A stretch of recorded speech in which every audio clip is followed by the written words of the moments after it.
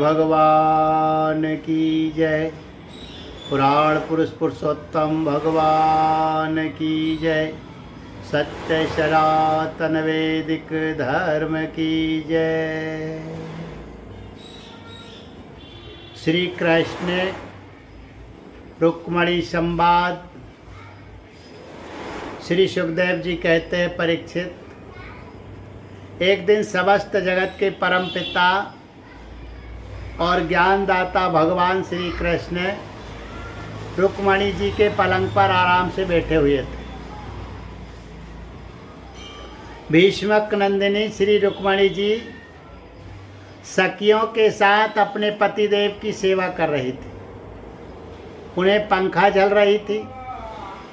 परीक्षित, जो सर्वशक्तिमान भगवान खेल खेल में ही इस जगत की रचना, रक्षा और प्रलय करते हैं, वही अजन्मा प्रभु अपनी बनाई हुई धर्म मर्यादाओं की रक्षा करने के लिए यदुवंशियों में अवतीर्ण हुए हैं। रुक्मणी जी का महल बड़ा ही सुंदर था। उसमें ऐसे ऐसे चंदोवे तने हुए थे जिनमें मोतियों की लड़ियों की झालरें लटक रही थी। मड़ियों के दीपक जगमगा रहे थे। बेला, चमेली के फूल और हार महक रहे थे। फूलों पर झुंड के झुंड भौरे गुंजार कर रहे थे। सुंदर सुंदर झरोखों की जालियों में से चंद्रमा की शुभ किरणें महल के भीतर छिटक रही थी। उद्यान में पारिजात के उपवन की सुगंध लेकर मंद मंद शीतल वायु चल रही थी। झरोखों की जालियों में से आगर के धूप का धुआं बाहर निकल रहा था।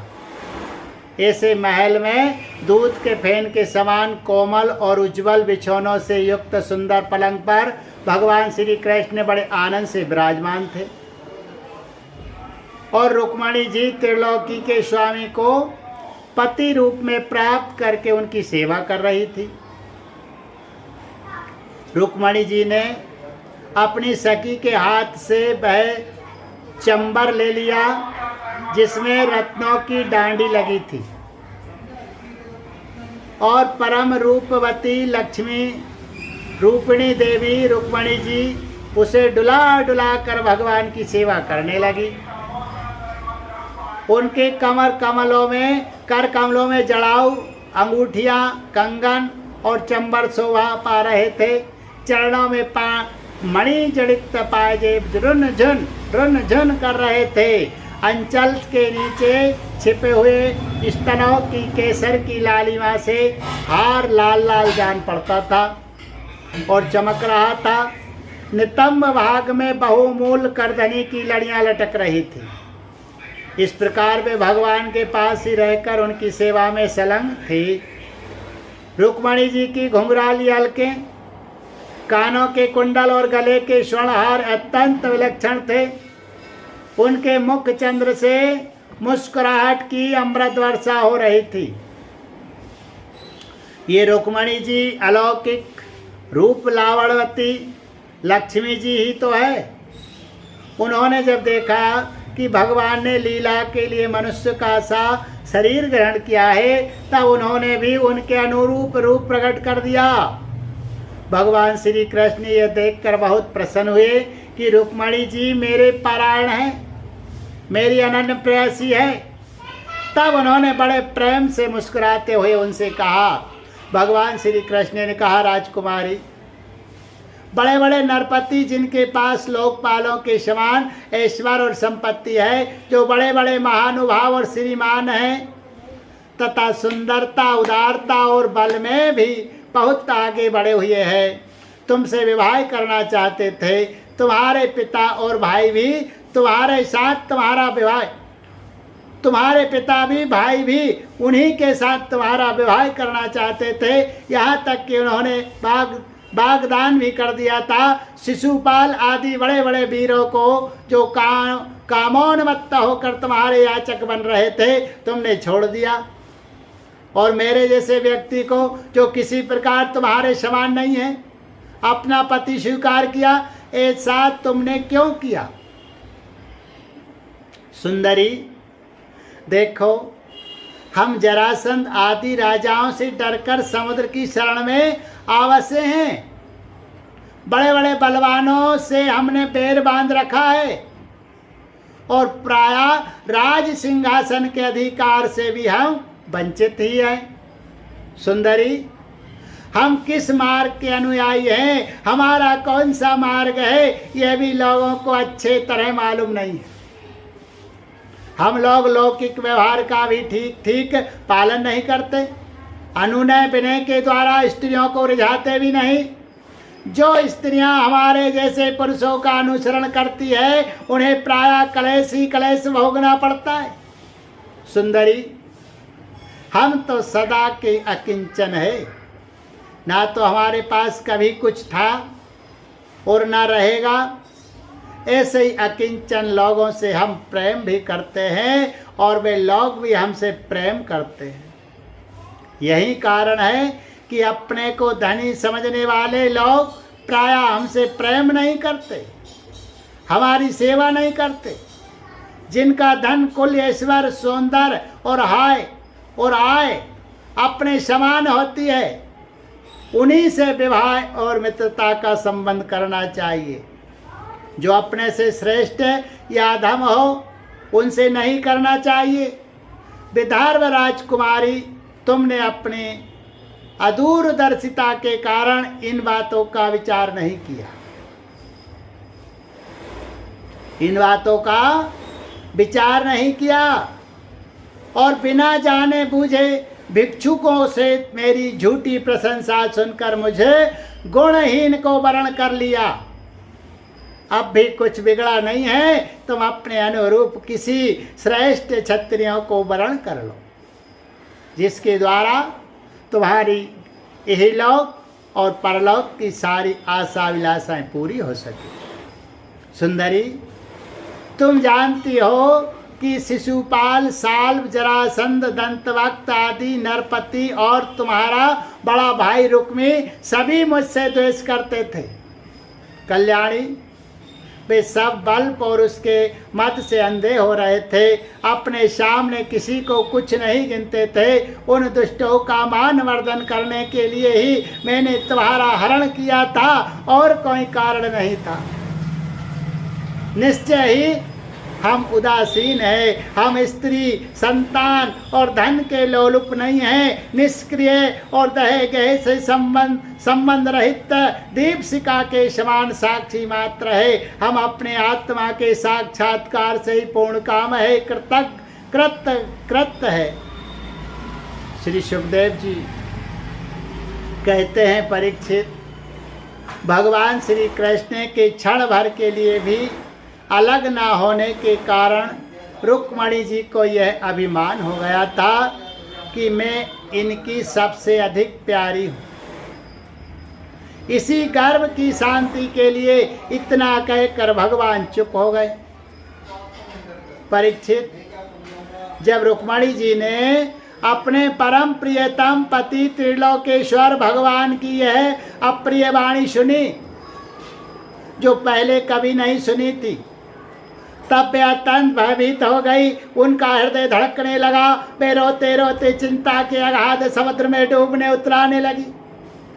वे अपने कमल के समान कोमल और नखों की लालिमा से कुछ कुछ लाल प्रतीत होने वाले चरणों से धरती कुरेदने लगी। अंजन से मिले हुए काले काले आंसू के सर से रंगे हुए वक्षस्थल को धोने लगे। मुंह नीचे को लटक गया। अत्यंत दुख के कारण उनकी वाणी रुक गई और वे ठिठकी सी रह गई। अत्यंत व्यथा, भय और शोक के कारण विचार शक्ति लुप्त हो गई। वियोग की संभावना से वे तत्क्षण इतनी दुबली हो गई कि उनकी कलाई का कंगन तक खिसक गया। हाथ का चंबर गिर पड़ा। बुद्धि की विकलता के कारण वे एकाएक अचेत हो गई। केस बिखर गए और वे वायु वेग से उखड़े हुए केले के खंभे की तरह धरती पर गिर पड़ी। भगवान श्री कृष्ण ने देखा कि मेरी प्रेयसी रुक्मणी जी हास्य विनोद की गंभीरता नहीं समझ रही है और प्रेम पास की दृढ़ता के कारण उनकी ये दशा हो रही है। स्वभाव से ही परम कारुणिक भगवान श्री कृष्ण का हृदय उनके प्रति करुणा से भर गया। 4 भुजाओं वाले वे भगवान उसी समय पलंग से उतर पड़े और रुक्मणी जी को उठा लिया तथा उनके खुले हुए केश पासों को बांधकर अपने शीतल कर कमलों से उनका मुंह पोंछ दिया। भगवान ने उनके नेत्रों के आंसू और शोक के आंसुओं से भींगे हुए स्तनों को पोंछकर अपने प्रति अनन्य प्रेम भाव रखने वाली उन सती रुक्मणी जी को बाहों में भरकर छाती से लगा लिया। भगवान श्री कृष्ण समझाने बुझाने में बड़े कुशल और अपने प्रेमी भक्तों के एकमात्र आश्रय है। जब उन्होंने देखा कि हास्य की गंभीरता के कारण रुक्मणी जी की बुद्धि चक्कर में पड़ गई है और वे अत्यंत दीन हो रही है, तब उन्होंने इस अवस्था के अयोग्य अपने प्रेयसी रुक्मणी जी को समझाया। भगवान श्री कृष्ण ने कहा, विदर्भनंदिनी, तुम मुझसे बुरा मत मानना, मुझसे रूठना नहीं। मैं जानता हूं कि तुम एकमात्र मेरे ही पारायण हो, मेरी प्रिय सहचरी। तुम्हारी प्रेम भरी बात सुनने के लिए ही मैंने हंसी हंसी में ये छलना की थी। मैं देखना चाहता था कि मेरे यों कहने पर तुम्हारे लाल लाल होंठ प्रणय कोप से किस प्रकार फड़कने लगते हैं। तुम्हारे कटाक्ष पूर्वक देखने से नेत्रों में कैसी लाली छा जाती है और भौएं चढ़ जाने के कारण तुम्हारा मुंह कैसा सुंदर लगता है। मेरी परम प्रिय सुंदरी, घर के काम धंधों में रात दिन लगे रहने वाले गृहस्थों के लिए घर गृहस्थी में इतना ही तो परम लाभ है कि अपने प्रिय अर्धांगिनी के साथ हास परिहास करते हुए कुछ घड़ियां सुख से बिता ली जाती है। श्री सुखदेव जी कहते हैं, राजन, जब भगवान श्री कृष्ण ने अपनी प्राण प्रिया को इस प्रकार समझाया बुझाया, तब उन्हें इस बात का विश्वास हो गया कि मेरे प्रियतम ने केवल परिहास में ही ऐसा कहा था। अब उनके हृदय से ये भय जाता रहा कि प्यारे हमें छोड़ देंगे। परीक्षित, अब वे सलज्ज हास और प्रेम पूर्ण मधुर चितवन से पुरुष भूषण भगवान श्री कृष्ण का मुखारविंद निरखती हुई उनसे कहने लगी। रुक्मणी जी ने कहा, कमल नयन, आपका यह कहना ठीक कि ईश्वर आदि समस्त गुणों से युक्त अनंत भगवान के अनुरूप मैं नहीं हूं। आपकी समानता में किसी प्रकार नहीं कर सकती। कहा तो अपनी अखंड महिमा में स्थित तीनों गुणों के स्वामी तथा ब्रह्मा आदि देवताओं से सेवित आप भगवान, और कहा तीनों गुणों के अनुसार स्वभाव रखने वाली गुणमयी प्रकृति में जिसकी सेवा कामनाओं के पीछे भटकने वाले अज्ञानी लोग ही करते हैं, भला मैं आपके समान कब हो सकती हूँ।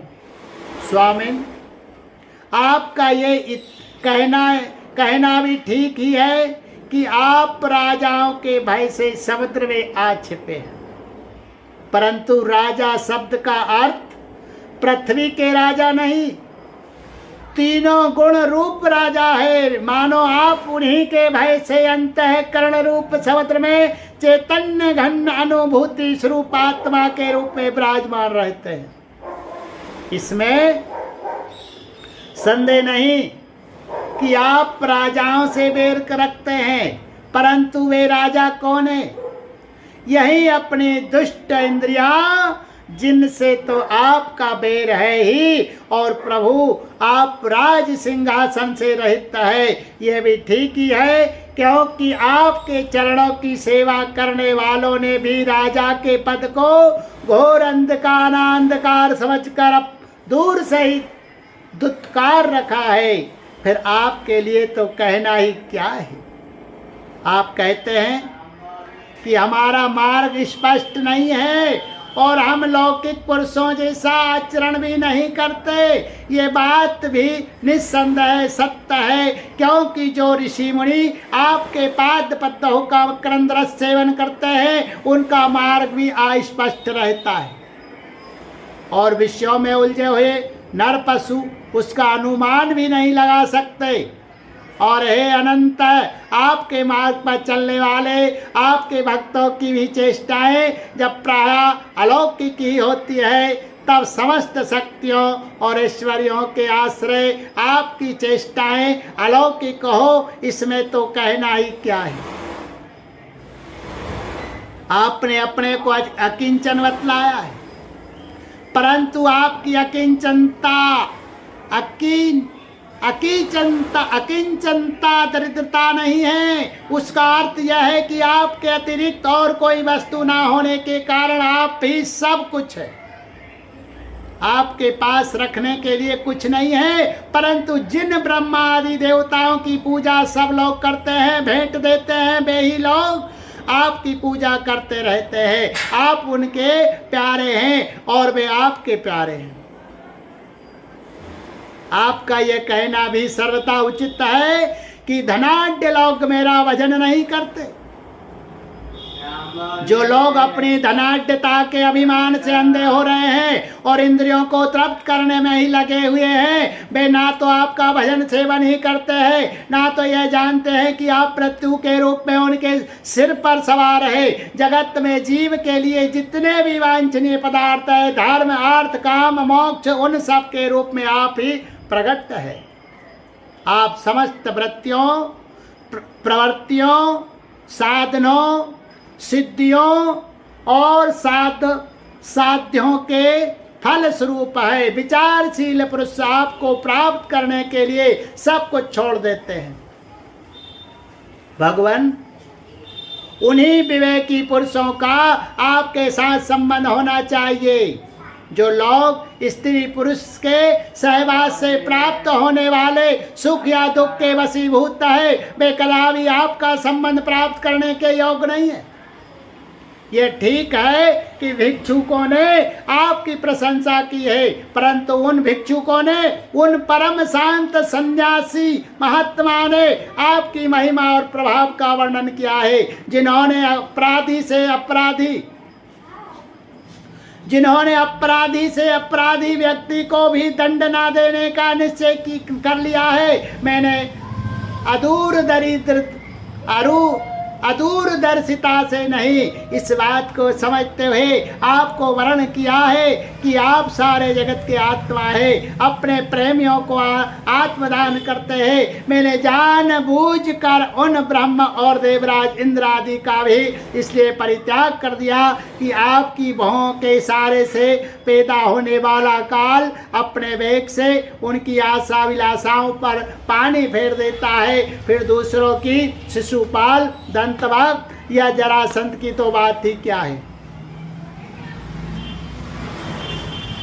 सर्वेश्वर आर्यपुत्र, आपकी ये बात किसी प्रकार युक्ति संगत नहीं मालूम होती कि आप राजाओं से भयभीत होकर समुद्र में अवश्य हैं, क्योंकि आपने केवल अपने सारंग धनुष के टंकार से मेरे विवाह के समय आए हुए समस्त राजाओं को भगाकर अपने चरणों में समर्पित मुझ दासी को उसी प्रकार हरण कर लिया जैसे सिंह अपने कर्कश ध्वनि से वन पशुओं को भगाकर अपना भाग ले जावे। कमल नयन, आप कैसे कहते हैं कि जो मेरा अनुसरण करता है उसे प्रायः कष्ट ही उठाना पड़ता है, प्राचीन काल के अंग, पृथु, भरत, अयाति और गए आदि जो बड़े बड़े राज राजेश्वर अपना अपना एक छत्र सम्राट छोड़कर आपको पाने की अभिलाषा से तपस्या करने वन में चले गए थे। वे आपके मार्ग का अनुसरण करने के कारण क्या किसी प्रकार का कष्ट उठा रहे हैं? आप कहते हैं कि तुम और किसी राजकुमार का वर्ण कर लो। भगवान, आप समस्त गणों के एकमात्र आश्रय है। बड़े बड़े संत आपके चरण कमलों की सुगंध का बखान करते रहते हैं। उसका आश्रय लेने मात्र से मेरे संसार के पाप ताप से मुक्त हो जाते हैं। लक्ष्मी सर्वदा उन्हीं में निवास करती है। फिर आप बताइए कि अपने स्वार्थ और परमार्थ को भली भांति समझने वाली ऐसी कौन सी स्त्री है जिसे एक बार उन चरण कमलों की सुगंध सूंघने को मिल जाए और फिर वह उनका तिरस्कार करके ऐसे लोगों को वर्ण करे जो सदा मृत्यु, रोग, जन्म, जरा आदि भयों से युक्त है। कोई भी बुद्धिमती स्त्री ऐसा नहीं कर सकती। प्रभु, आप सारे जगत के एकमात्र स्वामी हैं। आप ही इस लोक और परलोक में समस्त आशाओं को पूर्ण करने वाले एवं आत्मा है। मैंने आपको अपने अनुरूप समझकर ही वर्ण किया है। मुझे अपने कर्मों के अनुसार विभिन्न योनियों में भटकना पड़े, इसकी मुझको परवाह नहीं है। मेरी एकमात्र अभिलाषा यही है कि मैं सदा अपना भजन करने वालों का मिथ्या संसार ब्रह्म व्रत करने वाले तथा उन्हें अपना स्वरूप तक दे डालने वाले आप परमेश्वर के चरणों की शरण में रहूं। अच्युत, शत्रु सूदन गधों के समान घर का बोझा ढोने वाले, बेलों के समान गृहस्थी के व्यापारी में जुटे रहकर कष्ट उठाने वाले, कुत्तों के समान तिरस्कार सहने वाले, बिलाव के समान कृपण और हिंसक तथा कृत दासों के समान स्त्री की सेवा करने वाले, शिशुपाल आदि राजा लोग जिन्हें वरण करने के लिए आपने मुझे संकेत किया है, उसी अभागिनी स्त्री के पति हो जिनके कानों में भगवान शंकर, ब्रह्मा आदि देवेश्वरों की सभा में गाई जाने वाली आपकी लीला कथा ने प्रवेश नहीं किया है। ये मनुष्य का शरीर जीवित होने पर भी मुर्दा ही है। ऊपर से चमड़ी, दाढ़ी, मूछ, रोए, नाक और केसों से ढका हुआ है, परंतु इसके भीतर मांस, हड्डी, खून, कीड़े, मूल, मत्र, कफ, पित्त और वायु भरे पड़े हैं। इसे वही मूढ़ स्त्री अपना प्रियतम पति समझकर सेवन करती है, जिसे कभी आपके चरण कबिंद के मकरंद की सुगंध सूंघने को नहीं मिली है। कमल नयन, आप आत्मा राम है, मैं सुंदरी अथवा गुणवती हूँ, इन बातों पर आपकी दृष्टि नहीं जाती। अतः आपका उदासीन रहना स्वाभाविक है। फिर भी आपके चरण कमलों में मेरा सुदृढ़ अनुराग हो, यही मेरी अभिलाषा है। जब आप इस संसार की अभिवृद्धि के लिए उत्कृष्ट रजोगुण स्वीकार करके मेरी ओर देखते हैं, तब वह भी आपका परम अनुग्रह है। मधुसूदन, आपने कहा कि किसी अनुरूप वर को वर्ण कर लो। मैं आपकी इस बात को भी झूठ नहीं मानती, क्योंकि कभी कभी एक पुरुष के द्वारा जीती जाने पर भी काशी नरेश की कन्या अम्बा के समान किसी की दूसरे पुरुष में भी प्रीति रहती है। उल्टा स्त्री का मन तो विवाह हो जाने पर भी नए नए पुरुषों की खो और खिंचता रहता है। बुद्धिमान पुरुष को चाहिए कि वह ऐसी उल्टा स्त्री को अपने पास ना रखे। उसे अपनाने वाला पुरुष लोक और परलोक दोनों खो बैठता है, वह भ्रष्ट हो जाता है। भगवान श्री कृष्ण ने कहा, साध्वी राजकुमारी, यही बातें सुनने के लिए तो मैंने तुमसे हंसी हंसी में तुम्हारी कंचना की थी, तुम्हारी वंचना की थी, तुम्हें छकाया था, तुमने मेरे वचनों की जैसी व्याख्या की है वे अक्षरशः सत्य है। सुंदरी, तुम मेरी अनन्य प्रेयसी हो, मेरे प्रति तुम्हारा अनन्य प्रेम है। तुम मुझसे जो जो अभिलाषाएं करती हो वे तो तुम्हें सदा सर्वदा प्राप्त ही है। और ये बात भी है कि मुझसे की हुई अभिलाषाएं सांसारिक कामनाओं के समान बंधन में डालने वाली नहीं होती, बल्कि वे समस्त कामनाओं से मुक्त कर देती है। पुण्यमयी प्रिय, मैंने तुम्हारा पति प्रेम और पाति व्रत भी भली भांति देख लिया। मैंने उल्टी सीधी बातें कह के कर तुम्हें विचलित करना चाहा था, परंतु तुम्हारी बुद्धि मुझसे तनिक भी इधर उधर ना हुई। प्रिय, मैं मोक्ष का स्वामी हूँ, लोगों को संसार सागर से पार करता हूँ। जो सकाम पुरुष अनेक प्रकार के व्रत और तपस्या करके दाम्पत्य जीवन के विषय सुख की अभिलाषा से मेरा भजन करते हैं, मेरी माया से मोहित है। मानिनी प्रिय, मैं मोक्ष तथा संपूर्ण संपदाओं का आश्रय हूँ, अधीश्वर हूँ। मुझ परमात्मा को प्राप्त करके भी जो लोग केवल विषय सुख के साधन संपत्ति की ही अभिलाषा करते हैं, मेरी पराभक्ति नहीं चाहते, वे बड़े मंदभागी हैं। क्योंकि विषय सुख तो नरक में और नरक के ही समान सूकर कुकर आदि योनियों में भी प्राप्त हो सकते हैं, परंतु उन लोगों का मन तो विषयों में ही लगा रहता है, इसलिए उन्हें नरक में जाना भी अच्छा जान पड़ता है। ग्रहेश्वरी प्राण प्रिय, ये बड़े आनंद की बात है कि तुमने अब तक निरंतर संसार बंधन से मुक्त करने वाली मेरी सेवा की। दुष्ट पुरुष ऐसा कभी नहीं कर सकते।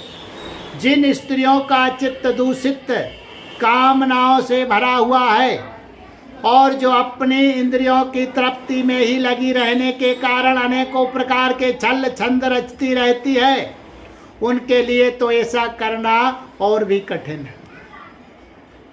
मानिनी, मुझे अपने घर भर में तुम्हारे समान प्रेम करने वाली भार्या और कोई दिखाई नहीं देती, क्योंकि जिस समय तुमने मुझे देखा ना था, केवल मेरी प्रशंसा सुनी थी, उस समय भी अपने विवाह में आए हुए राजाओं की उपेक्षा करके ब्राह्मण के द्वारा मेरे पास गुप्त संदेश भेजा था। तुम्हारा हरण करते समय मैंने तुम्हारे भाई को युद्ध में जीत कर उसे विरूप कर दिया था, और अनिरुद्ध के विवाह उत्सव में चौसर खेलते समय बलराम जी ने तो उसे मार ही डाला, किंतु हमसे वियोग हो जाने की आशंका से तुमने चुपचाप वह सारा दुख सह लिया, मुझसे एक बात भी नहीं कही।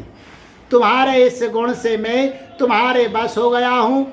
तुमने मेरी प्राप्ति के लिए दूत के द्वारा अपना गुप्त संदेश भेजा था, परंतु जब तुमने मेरे पहुँचने में कुछ विलंब होता देखा, तब तुम्हें यह सारा संसार सूना दिखने लगा। उस समय तुमने अपना यह सर्वांग सुंदर शरीर किसी दूसरे के योग्य न समझकर इसे छोड़ने का संकल्प कर लिया था। तुम्हारा यह प्रेम भाव तुम्हारे अंदर रहे, हम इसका बदला नहीं चुका सकते। तुम्हारे इस सर्वोच्च प्रेम भाव का केवल अभिनंदन करते हैं। श्री सुखदेव जी कहते हैं, परीक्षित, जगदीश्वर भगवान श्री कृष्ण आत्मा राम है, वे सब मनुष्यों की सी लीला कर रहे हैं, तब उसमें दाम्पत्य प्रेम को बढ़ाने वाले विनोद भरे वार्तालाप भी करते हैं, और इस प्रकार लक्ष्मी रूपिणी रुक्मणी जी के साथ विहार करते हैं। भगवान श्री कृष्ण समस्त जगत को शिक्षा देने वाले और सर्वव्यापक है। वे इसी प्रकार दूसरी पत्नियों के महलों में भी गृहस्थों के समान रहते और गृहस्थोचित धर्म का पालन करते थे। बोलिए गोविंद गोपाल कृष्ण भगवान की जय। पुराण पुरुष पुरुषोत्तम भगवान की जय। सत्य सनातन वैदिक धर्म की जय। जय जय श्री राधे, जय जय श्री राधे।